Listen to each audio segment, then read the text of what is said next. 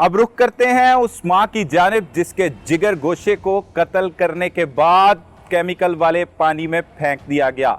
उस वालदा का वजीर आजम पाकिस्तान और खातून अव्वल से क्या मुतालबा है, ये उन्हीं की जुबानी जानते हैं। माजिद, इंतहाई अफसोसनाक वाक़या है। आप जो कुछ कहना चाह रही थी बताएं। अब क्या आपको लगता है ये क्यों हुआ है? कभी कोई बात की आफाक ने आपके साथ? आपको फ़ोन आया? पहले भी आपको फ़ोन आता था फैक्ट्री से? कभी नहीं आया? उनके पास नंबर मौजूद था आपका? रियाज हमारे मोहल्ले में ही रहता है ना। अच्छा। तो फिर उसके पास उसने इसे को करवाया था। अच्छा। तो उसके पास नंबर था, तो वो पहले भी मोहल्लेदारी में बात हो जाती है, जैसे मोहल्ले में मोहल्लेदारों के नंबर होते हैं जी। तो उस दिन उसने फ़ोन करके ना, पहले पूरी ज़िंदगी जब भी बात करता था तो यही कहता था अस्सलाम वालेकुम रहमतुल्लाह व बरकातहू। उस दिन उसने कहा अस्सलाम वालेकुम, मैंने कहा वालेकुम सलाम। हालांकि मुझे हैरत हुई है कि ये लंबा सलाम करता है पूरा। तो कहता है कि फाक नहीं आया, और फिर ये नहीं कहा कि फाक नहीं आया, कहता है कि वो फाक आपके पास है ना। वो फाक जैसे पहले मुझे मनवा रहा है, फाक आपके पास है ना, पास ही बैठा हुआ है ना, तो वो फैक्ट्री ना आया। तो मैंने कहा क्या आप फैक्ट्री में नहीं है? भी वो फैक्ट्री में फाक है, भी आप नहीं हो। मैं क्या आप भाई फैक्ट्री में नहीं हो? नहीं। मैंने कहा वो तो आया है, वो मेरा बेटा आया है, हाँ, अहमद ने छोड़ा है। तो कहता है कि हाँ वो नज़र आया था 5 मिनट के लिए, अब वो दीवार फलांग के चला गया। मैं क्या देखें, आपको पता है उसने कभी ज़िंदगी में झूठ नहीं बोला, वो दीवार क्यों फलांगेगा? तो मैंने आगे से कहा आप गेट से चेक करें। नहीं नहीं नहीं नहीं, गेट की तरफ तो वो गया ही नहीं है। और वही चौकीदार इतवार को वही चौकीदार कह रहा है कि वो 10:20 पर या 10 बजे ऐसे इशारा करके बोतल का बाहर चला गया। और वही चौकीदार जब ये रात को गए हैं तो कह रहा है कि सानू नहीं पता वो कितने थे। तो सुबह तक, इतवार की सुबह तक उन्होंने सिखा दिया कि तुम कह देना कितने बजे वो बाहर बोतल पीने गया था। तो मैंने रियाज भाई से कहा, मैंने कहा कि रियाज भाई ये क्या कह रहे हैं आप? तो क्या फिर कभी ज़िंदगी में उस बंदे ने इजाज़त के बगैर फ़ोन नहीं किया, बंद नहीं किया, तो उसने फ़ौरन फ़ोन बंद कर दिया। मैं परेशान हुई, बहुत दुआएं की, लड़कों को फ़ोन किया, सबको, इनके दोस्तों को। फिर मैंने एडमन को फ़ोन किया है। मैंने कहा भाई वो आफाक, तो कहता हाँ मेरे साथ फैक्ट्री विज़िट उसने करवाया था, फिर पता नहीं कहाँ गायब हो गया। मैंने कहा आप फैक्ट्री क्यों लेकर गए थे? कहते वैसे उसे विज़िट करवानी थी। मैं कहा वो तो कभी फैक्ट्री गया ही नहीं, कहीं और जॉब करता था।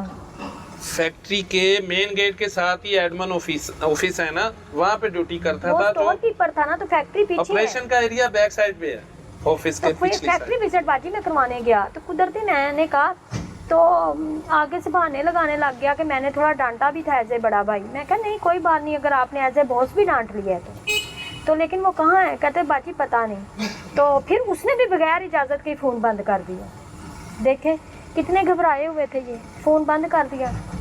फिर मैंने 4-4:30 बजे फ़ोन किया है। मैंने कहा भाई ये फाक, कहता मैं तो फैक्ट्री बंद करके चला गया हूँ 4-4:30 बजे, जबकि फैक्ट्री 5 बजे बंद होती है। फिर मैंने कहा है, फिर शाम को रियाज का फ़ोन आता है कि हमारी जी चाबियाँ दे दे। मैंने कहा बेटा मेरा आ जाए, आप तक चाबियाँ पहुँच जाएंगी। किस चीज़ की चाबियाँ?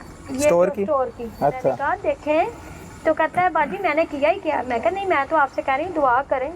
फिर इसने बगैर इजाज़त के फ़ोन बंद कर दिया और मुझे बताया मैं फैक्ट्री हूँ इसने, जबकि दौरान 4:30 बजे कह रहा है हमारी फैक्ट्री बंद हो गई है। तो फाक चाबियाँ नहीं लेके गया था फैक्ट्री स्टोर की? वो तो अपने पास से इधर की रिपोर्ट लेना चाहते थे ना, इधर क्या हो रहा है। उधर तो फैक्ट्री खुली होती है, स्टोर खुला होता है। वो तो जान करके भी ऐसी बात कहें कि इधर से हम पंजाबी में के थोड़ी सी झलक लेंगे। मैंने कहा भाई दुआ करें मेरा बेटा घर आ जाए, मैं बड़ी परेशान हूँ। तो फिर जी जब उसने दूसरी बार इजाज़त के बगैर फ़ोन बंद कर दिया रियाज ने।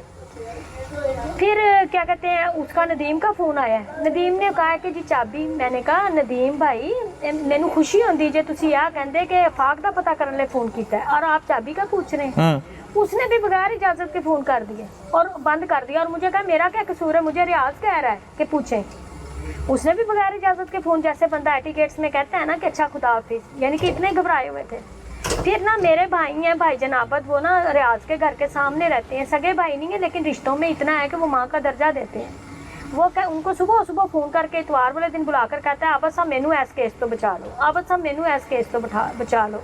आप ताड़ी मैडम गिलानी ताड़ी सिस्टर ने तो उन्होंने को मैनू केस चो कट दो। अब डेड बॉडी 2-3 बजे मिल रही है, कुएं 11 बजे चेक हो रहे हैं जिसमें आफाक नहीं था। तो बताएं इसे कैसे पता है कि मेरे भाई को बुलाकर कह रहा है कि मुझे आबद साहब अपनी बाजी को कहो मैनू इस केस तो कट ले।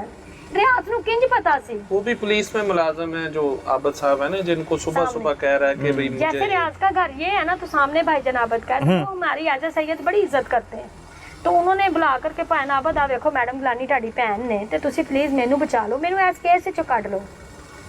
क्या वजह है? सुबह सुबह 5 बजे और उधर एक दोस्त को फोन करके कहते हैं कि वो मैडम ताड़े किराएदार रहे ने प्लीज मैनू इस फोन रात, वो कहते सारी रात मैनू फोन करता रहा तो सुबह फिर मैंने सुबह फोन किया सू कि मैनू बचा लो मैडम गिलानी, तो मैनू बचा लो। मैं तो कुएं वाल सिर्फ उंज ही भेजा सी कि जा वेख के आ कुएं वाल, तेरिया अखा च नींद है, जरा धुप्पे जा, मैं ते अदनान ने।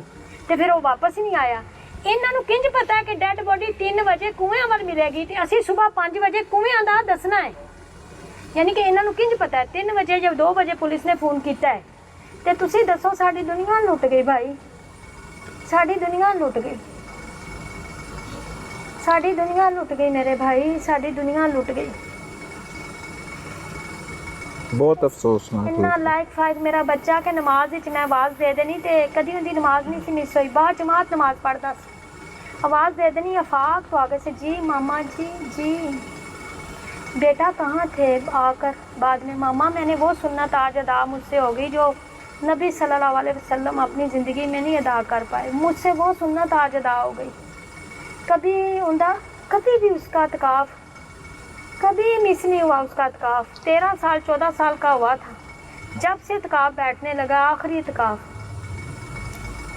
ईद के बाद भी एक दिन इत्काफ का बैठ कर आया कि मामा एक रोज़ा जो इन्होंने खा लिया ना, इस दरवाजे आकर कहता है मामा घर सिर्फ आपके पाँव चूमने आया हूँ, फिर मैंने जाकर मस्जिद होनी, पाँव चूम कर चला गया मस्जिद होनी।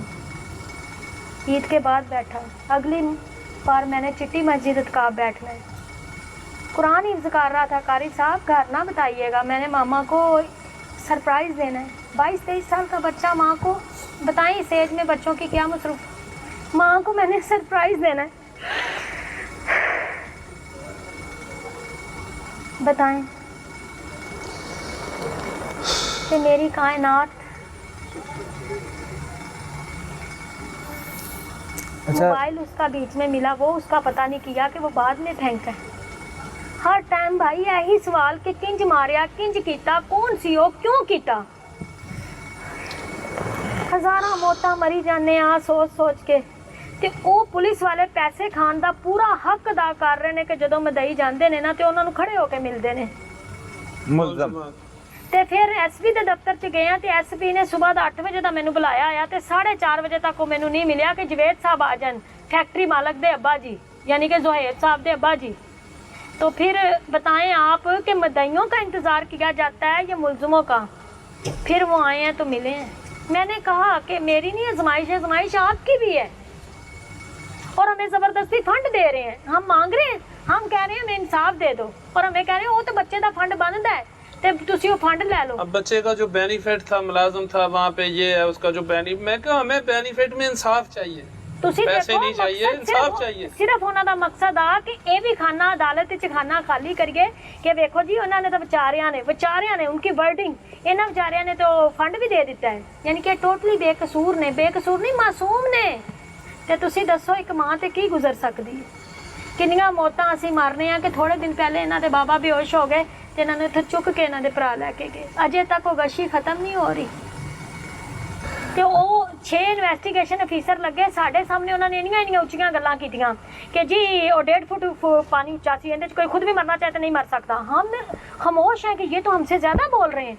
तो फिर 6 के 6 इन्वेस्टिगेशन अफीसर ने एक बयान लिखा जो हमें बताना बिल्कुल ज़रूरी नहीं, हमें बताना ज़रूरी नहीं है। जब अचानक मैं गई हूँ तो मैं कहा भाई जाना मेरा बेटा सी ते नवा SHO आया तो कहता बाजी मैं तो इत्थे नहीं सी ते आ गरीब पार्टी सी ते वो एज ए टीचर मेरी इज्जत करता पिया सी। कहना गरीब पार्टी जे ते वो अमीर सी ते इस तो 6 बाजी लगे तो उत्थे एक अनजान औरत खड़ी होकर कहती कि विक तो फिर 6 हो गए। 6 के 6 ने एक बयान दिया कि ये हादसा है और इफ्तिखार बरिया उसका हेड था और वो इनको बुलाकर कहता है कि मैं सारी रात सुता नहीं। ये कहते हैं मेरे पुत्र ले, जो कहता नहीं तुसी 4 अफीसरां नूं गैर 4 मुलजमां नूं बगैर वजह तो अंदर पाया है ते जेड़े साडे सही मुलजम ने यानी कि सुहेब ते ए 4 ते 2 और ਉਹ ਜੀ ਬ੍ਰਿਗੇਡੀਅਰ ਸਾਹਿਬ ਨੇ ਉਹਨੂੰ ਨਾ ਕੀ ਕਹੀਦਾ ਆਜ਼ਾਦ ਕੀਤਾ ਹੈ। ਬ੍ਰਿਗੇਡੀਅਰ ਸਾਹਿਬ ਉਹ ਜਿਹੜੇ ਸਾਡੇ ਇੱਥੇ ਐਮਐਨਏ ਆਏ ਨਾ, ਉਹਨਾਂ ਨੂੰ ਮੈਂ ਫੋਨ ਕੀਤਾ ਕਿ ਦੇਖੋ ਅਸੀਂ ਤੁਹਾਡੇ ਲਈ ਬੜਾ ਕੰਮ ਕੀਤਾ ਕਿ ਪੀਟੀਆਈ ਆ ਜਾਏ। नहीं बेटी वही होगा जो आप चाहेंगी। उधर उन्होंने फ़ोन करके किरतों से, रियाज का ससुराल है किरतों से उसके अपने जो वोटर और सपोर्टर उनकी वजह से उसने पर्चे से उनके नाम निकलवाए, तो उन्होंने वक्ती खारिज किया। अब आकर इस उम्र में पता चला है कि सियासत आए, ए हुण पता चलिया सियासत आए कि बेटी वही होगा, तेरे बच्चे मारे ने ते तू साडी धी है, ते उधरों उन्होंने भी कढवाता। ते ए की ए सियासत है? इन्ना मेरा बेटा नेक शरीफ लाइक एक एक दिन गिन के कि बेटा तू अगले महीने जाना है इंग्लैंड से, तू डॉक्टरी करनी है। जी मामा मैंने डॉक्टर बनना है। इतने ख्वाब मैंने जर्मनी में प्रॉपर्टी बनाकर मॉल बनाना है। मामा उधर आप पे दिया करेंगे, मैडम गिलानी पे लेंगी नहीं, मैडम गिलानी पे देंगी। इमरान खान से और खतून अव्वल बुशरा इमरान से, क्योंकि वो एक माँ है और एक माँ समझ सकती है कि मुझ पर क्या गुजर रही है, किस तरह मैं मर रही हूँ।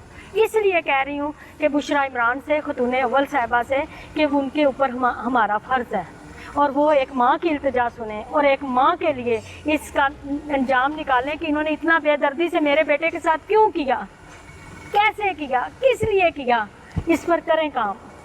मेरी उनसे एक दरख्वास्त है, अगर मेरी आवाज़ आप बुशरा जिस तक पहुँचा दें, जो कि फाक की भी माँ है, तो अल्लाह ताला ने उन्हें ये फ़र्ज़ सौंपा है कि हमारी रदात सुने और इसका हमें इंसाफ दिलाएं।